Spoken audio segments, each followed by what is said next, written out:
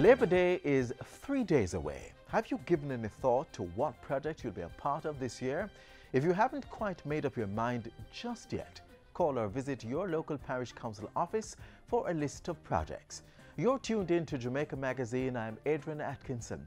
We have an interesting show lined up just for you, so please stay with us.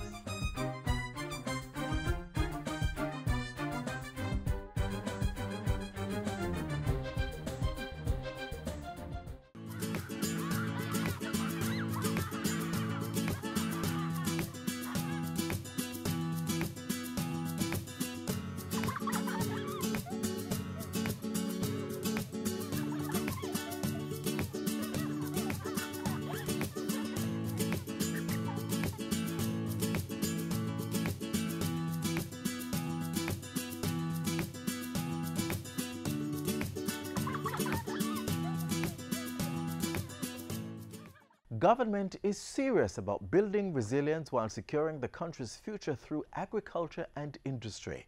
Watch as Portfolio Minister Audley Shaw unveils some of the plans to achieve this goal.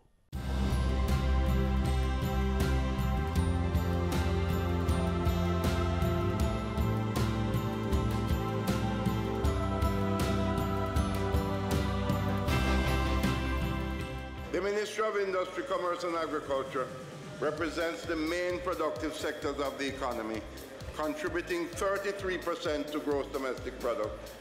Agriculture contributes 7.3%, manufacturing 8.5%, and the distributive trade contributes 17%. Together, these sectors engage some 45% of the workforce in this economy. For the 2018-19 fiscal year, the minister is committing to working tirelessly to reposition the sector to increase its productive output. Having started debates on the fisheries bill, the government has plans to leverage our blue economy. In this regard, under the new fisheries bill, we will establish management regimes to exploit such species as sea cucumber, sea urchins, and glass eels. New areas of opportunity that have tremendous value in the global food chain. Over the next 3 years, the Ministry of Industry, Commerce, Agriculture and Fisheries will embark on an active program to ensure the fishing industry reaps the rewards of our blue economy. This includes improved focus on our fish sanctuaries, providing a system of production assistance to our small artisan fishermen to assist with the necessities of the trade, such as fishing wire, to boost their production, among other things. The ministry will also be joining forces with numerous entities to grow the sector. The tripartite partnership between hoteliers, farmers, and the ministry and RADA. We are in the process of rolling out a national strawberry production program that within 3 years will see the total elimination of the importation of strawberries. And agro-parks have been outfitted with the requisite infrastructure to ensure profitable and sustainable production. In the case of Hounslow, we are partnering with Grace Kennedy to provide direct support to the packing house built by the government and being operated under lease by Grace Kennedy. In the case of Spring Garden, we are highly optimistic about the prospect of engaging serious banana farmers as we have opened export markets for banana into the United Kingdom, Trinidad and Tobago, the Cayman Islands, and Turks and Caicos. The government will revisit the leases in these agro-parks to make sure that we put the land into the hands of people with the financial capability, agricultural know-how, and the business acumen to effectively engage these lands. There are big plans for the 18,000 hectares of land returned by the Pan-Caribbean Sugar Company. We envisage that just about 7,500 hectares of that land will be left available for sugar production. The remaining 10,500 hectares will be used, Mr. Speaker, for high-yielding, highly profitable production of non-sugar crops and livestock. Investors will be sought to cultivate onions, fruit trees, orchards, and exotic crops. The ministry has established an implementing unit to rehabilitate farm roads across the island over a 5-year period. $800 million has been allocated to kickstart the project. We have to return Bodles to the pristine days of strong support for a vibrant agricultural sector. As such, $300 million has been set aside to rebuild the Bodles Research Agricultural Station. 5 million fruit trees are to be planted over the next 5 years through the Greening of Jamaica program. The program will improve soil and air quality and increase rainfall, reduce our carbon footprint, bolster community togetherness, provide a healthy alternative food source, reduce Pradia fruits planted for sale to the local and export market. The Jamaica 4-H clubs have pledged the first 1 million seedlings. Manufacturing is to take center stage once again. My ministry is now working with the Jamaica Manufacturers Association and Exporters Association, shortly to be known as the JMEA, and JAMPRO, on the development of a 5-year manufacturing strategy. And it will be my pleasure to table this strategy in this House very soon. This, Minister Shaw says, will address the lingering issues of high energy costs, further lowering of interest rates, and the seamless linking of the manufacturing sector with primary agricultural production. Plans are also well advanced for a pilot of the MSME Production Fund, where a $400 million special window is being made possible for micro and small business firms. The ministry understands our role to be that of enabler and facilitator for achievement of the growth necessary to achieve prosperity.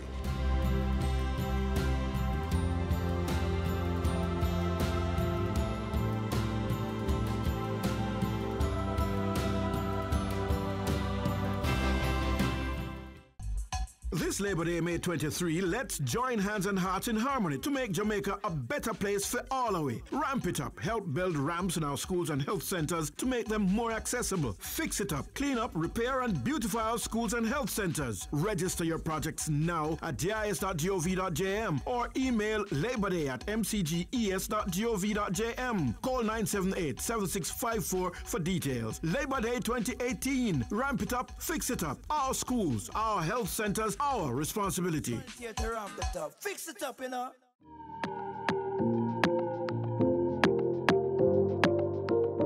One of the questions that we had is really why startups not scaling, or why our existing business is not moving to the next level.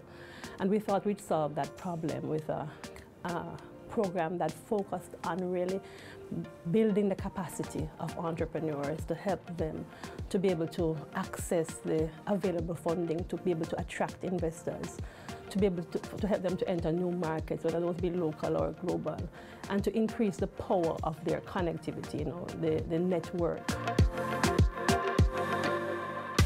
At least one person has said to me, I will never be able to thank you in this lifetime. For me, that's huge. For JBDC, that's huge. That says that the person is recognizing the impact of the program, that they've seen change not only in themselves, but in the potential of the business, the connectivities, the connections that were made for them. The opening of the market space has been incredible, and they have said that to us.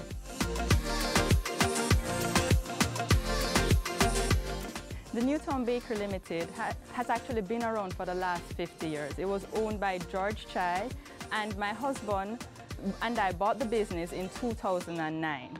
We have under that brand Flavor Fresh and Easy Street. When I entered the accelerator program, I wanted to just really expand my mind as an entrepreneur. And wow, I'm pleased to say it did just that, but more. Not only did I expand my mind, but learn good business practices, I also was able to network with my colleagues, people of the same mind. It's been wonderful. Now that I've learned good business practices, I'm able to put that into my business, and I'm seeing how it is going to succeed.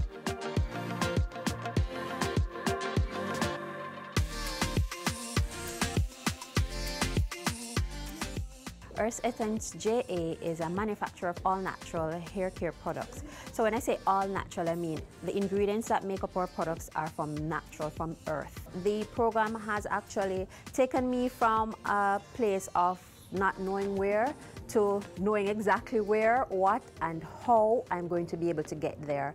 The JBDC Accelerator program has opened me up to a wealth of information, but not just information. I've met so many persons that have become a part of my network, I've met persons that are in similar fields that are also of similar mind and have created great friendship through it. Through the JBDC program, I've also been matched with a great mentor in a similar field to me, and I've been able to move my business from where it was to where it is today, and I see myself growing to a greater level in the future.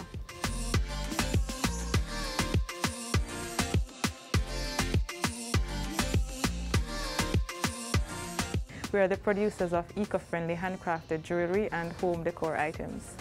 Our products are all handmade or handcrafted from recycled PET bottles. The JBDC Accelerator program has been a godsend, really. It has really helped us on how to formalize our business and how to really, we appreciate the fact that they basically dissected the business and just showed us the potential that it has, and how we can improve on our marketing so that the product can be viewed worldwide. We can get how to get funding and so forth, funding opportunities likewise, and how to better improve our product as well. So it has been a tremendous help to us.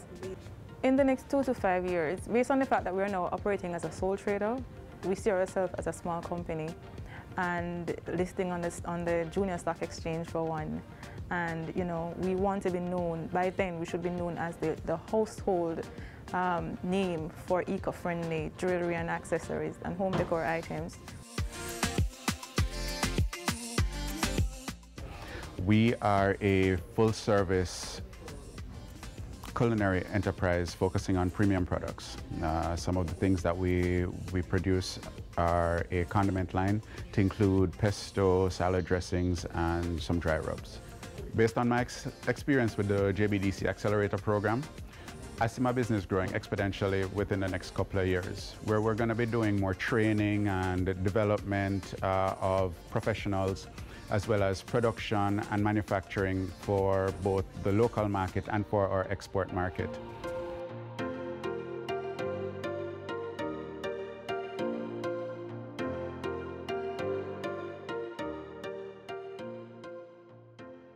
Jerdis Electronic Solution is a recycling company that recycles electronic waste, corporate e-waste. So we purchase corporate e-waste and we do a breakdown and primarily export the products. The JBDC Accelerator program has been very timely. It has helped to identify gaps in the business operation, and we are currently working on steps to correct some of the challenges that the JBDC team has identified. In addition, we have connected to at least 3 prominent mentors locally who are giving us business advice and direction. There's also a great team of like-minded entrepreneurs who we can always bounce ideas on and have a business relationship. Okay, in the next 2 to 5 years, we're hoping to expand our operation to have at least another branch locally and another branch in one of the Caribbean countries, which we are currently working on. So my company specializes in information technology in terms of consultation and actually implementation. We're cabling specialists first and foremost, and that is infrastructure, so your network, your PBX, your cameras. We do that, but secondly, we also do technical support. The JBDC Accelerator program has actually helped me to grow the business in terms of development, putting in the necessary structure that we need to grow, and also forced me early on, which I appreciated, in terms of hiring more people to assist, because the business started out as a one person pushing and trying to develop, and putting in the accounting practices in place, also adding structure in terms of more defined job functions for the staff that we're hiring. In another 2 to 5 years, we want to be on the list of the go-to IT companies in the island. So I started the business by building my reputation, being that ghost or that phantom that is just a whisper. But now we're trying to come forth. So as soon as you have an IT problem, we want to be the forefront on the list of companies that you call. Starlight Chalet and Health Spa Limited, we're a hotel located in Silver Hill Gap, Blue Mountain, St. Andrew. We're right beside Wallingford Coffee Factory, and what we cater to is the ecotourism sector. The accelerator program helped my company in various sections financially, in terms of it taught me how to review my financials on a more professional scale, how to look on the nitty-gritty of things that I would not really look about. It taught me even business model. I wasn't so sure about business model, but it taught me how to mold my business into a successful business. Currently, our business has been successful because we had retained customers. However, it taught me what else I can do in terms of the marketing. I see my business not just a local brand, but a global brand.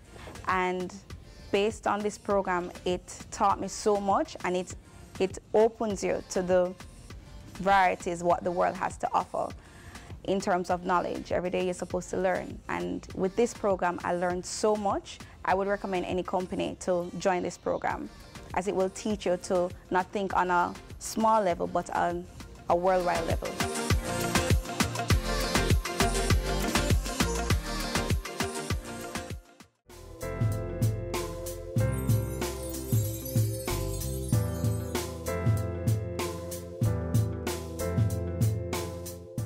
Jamaica is filled with talented individuals, and Shanroy Dennis is one of them.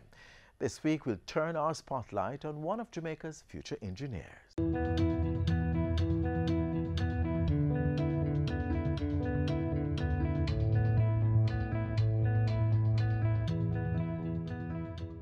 name is Shanroy Dennis, and I'm the 2017 recipient of the PCG Renewable Energy Scholarship to pursue a Master's of Science in Renewable Energy Engineering at the University of Technology, Jamaica. The procedure for selecting a recipient of the PCG scholarship was done through first a advertisement inviting potential students, whether recent graduates or persons who were interested in the master's program in the School of Engineering, to apply. We chose Shanroy because he's someone who thinks deeper than the surface, and that is what a researcher needs to be. Not somebody who takes things at face value, but is willing to probe a little deeper. Interestingly, what impressed us in the interview was not so much his technical knowledge, which his academic performance already testified to, but he actually discussed some social issues at the time. Our conversation led us there, and we were appreciative of the perspectives that he shared. With great powers come great responsibilities, so being given this scholarship, it's not just a scholarship for me to be selfish with, to get a master's and then migrate or whatever. It's for me to know that I'm being given an opportunity to make myself a better person, and in the long run make Jamaica a better place. So I don't see this scholarship as a scholarship for me, but a scholarship for Jamaica.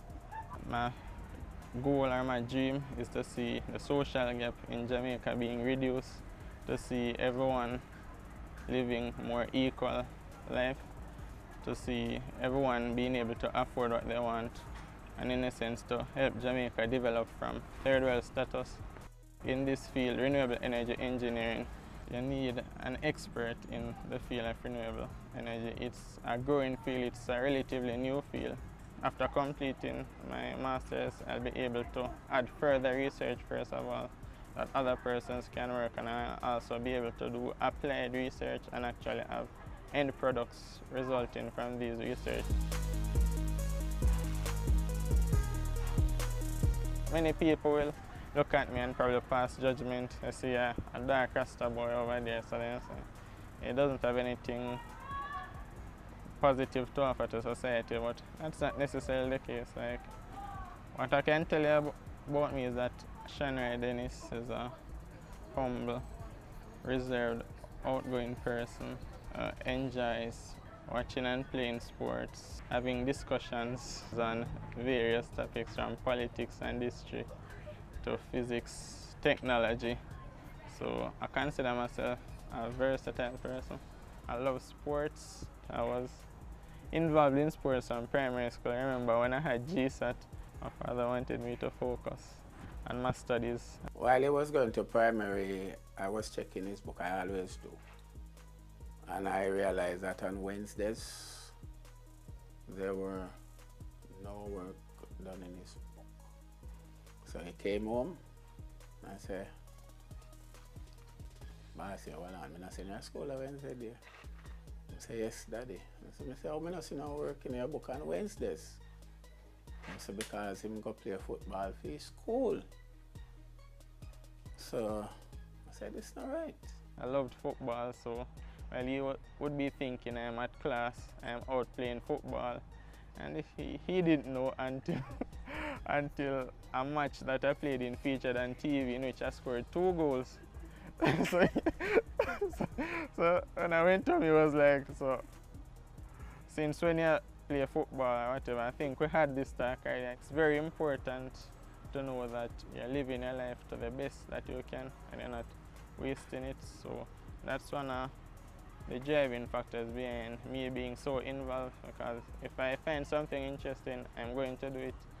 So when you have a packed plate and then you see something else you want to do, there's really only one thing you can cut back on, and that's sleep.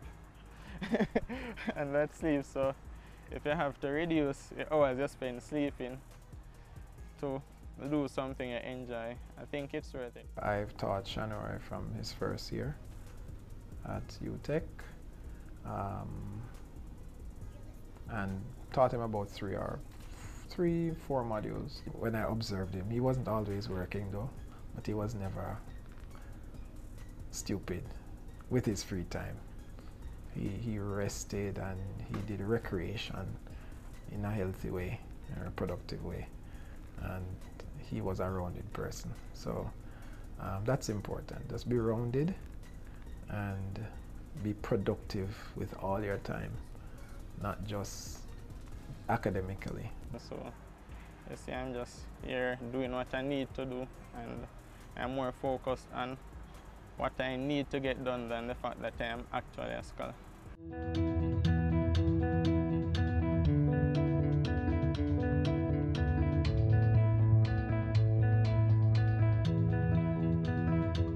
Protect Jamaica, plant your grass. Help us become more resilient to climate change impacts. Protect Jamaica, plant a tree. It improves the island's national biodiversity. Trees may be fruit, ornamental, or timber, but must be native or suitable to the area's natural landscape.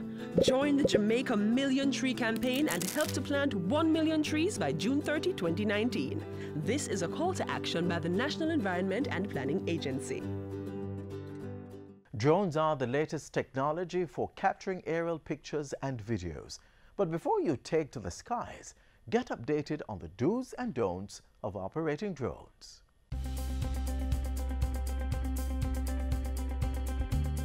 Drones, more formally known as unmanned aerial vehicles, UAVs, or unmanned aircrafts, are used by many persons for various purposes.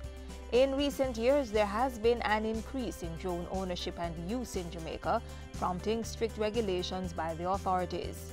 Commercial drone users are required to get a special aerial work permit from the Jamaica Civil Aviation Authority, JCAA, each time a drone or other unmanned power-driven aircraft that flies without a human operator on board is to be used. This is important in order to address issues of aviation safety and security, as well as national security and privacy. Operators of drones and other unmanned aerial power-driven aircraft must apply in writing to the JCAA, and the applicant must provide all details of the intended flight.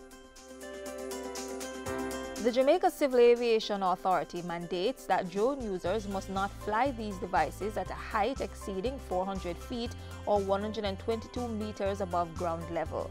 Also, recreational users must not go beyond the maximum range of 1,640 feet or 500 meters, or within 500 feet or 152 meters of an organized open-air assembly of people. Nor should these drones or UAVs be flown over or within 165 feet or 50 meters of any person. The guidelines also demand that persons not operate these aerial devices over a private or public property or dwelling without prior permission. Unmanned aerial devices should also not be operated at nights or during low visibility conditions. Persons are not to use drones or unmanned aerial vehicles to drop or discharge any item to the ground. The Jamaica Civil Aviation Authority's guidelines stipulate restricted and prohibited airspace where drones and other UAVs are either restricted or must not fly. In the restricted zones, drones are not allowed to take off unless a permit is obtained from the JCAA. Prohibited airspaces are designated where no flights by these devices are allowed. Some of the prohibited areas include Jamaica House, King's House, the Police Commissioner's Office, Jamaica Defence Force Up Park Camp, and the Petrojam Refinery. Restricted zones include flight training areas assigned to flight schools and the JDF Air Wing, Newcastle Training Base, and other JDF facilities across the island. There is a 5-kilometer or 3.1-mile radii no-fly zone for drones around aerodromes, as well as Norman Manley Sangsters and Ian Fleming International Airports. The policy in Jamaica is similar to industry practices in North America and the United Kingdom, where permission from the managers of the aerodromes and restricted or prohibited airspaces are sought prior to the issuance of a permit. So, for drone operation at or near aerodromes, communication is made with air traffic control, which will dictate flight times, which is included in the permit to the drone operator. All drone flights in prohibited and restricted airspaces will require a notice to airmen or NOTAM. The NOTAM is prepared by the JCAA and issued to the aviation industry in advance of the date the drone will operate, that is, 3 to 4 days lead time. The Jamaica Civil Aviation Authority demands that UAV users cease operation of these devices once a safety hazard is apparent and should not resume operation until the risk is resolved. All incidents that occur while using these aerial devices must be reported to the authority in order for the cause to be determined and for corrective measures to be implemented. The JCAA inspectors and law enforcement officers have the authority to intervene at any time. So, operators of drones and other unmanned aerial power-driven devices are encouraged to heed the regulations or face the penalty if the matter is brought before the court.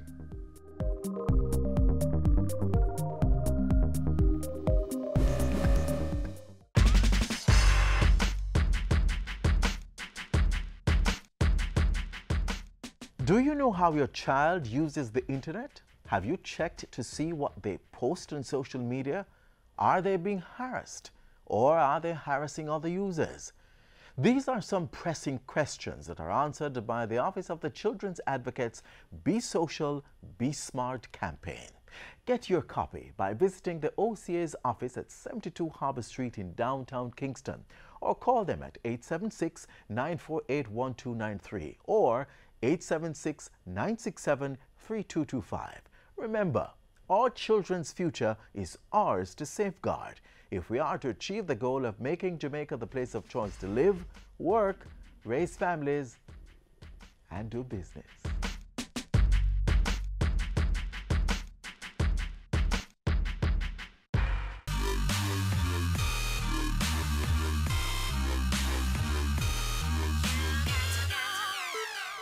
Thank you for watching another edition of Jamaica Magazine. Do join us again tomorrow and we'll do this all over again.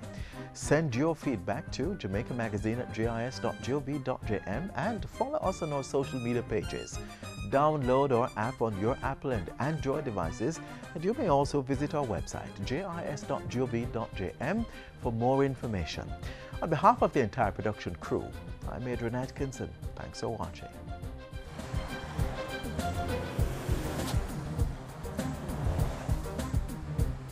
This has been a production of the Jamaica Information Service, the voice of Jamaica.